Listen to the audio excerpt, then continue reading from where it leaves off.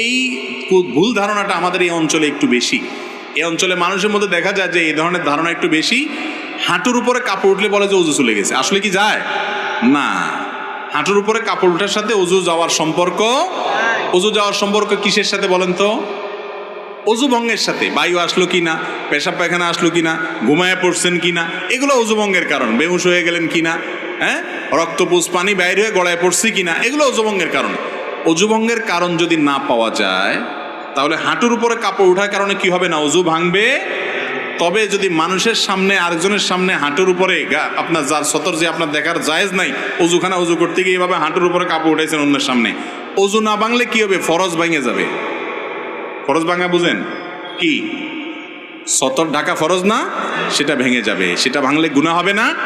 এই জন্য ওইটা বড় গুনাহ হবে। অজু ভাঙলে তেমন কোনো বিপদ হতো না। অজু ভাঙলে আবার অজু করতেন, অসুবিধা কি? কিন্তু গুনাহ হয়ে যাবে অন্যের সামনে। এই জন্য যাতে অন্যের সামনে হাঁটুর উপরে রান টান এগুলো দেখা না যায়, এই জন্য ওইটাকে ঢেকে ঢুকে রাখবেন। কিন্তু যদি কোনো কারণে উঠে যায় তাতে অজু ভাঙবে না, অজু থাকবে।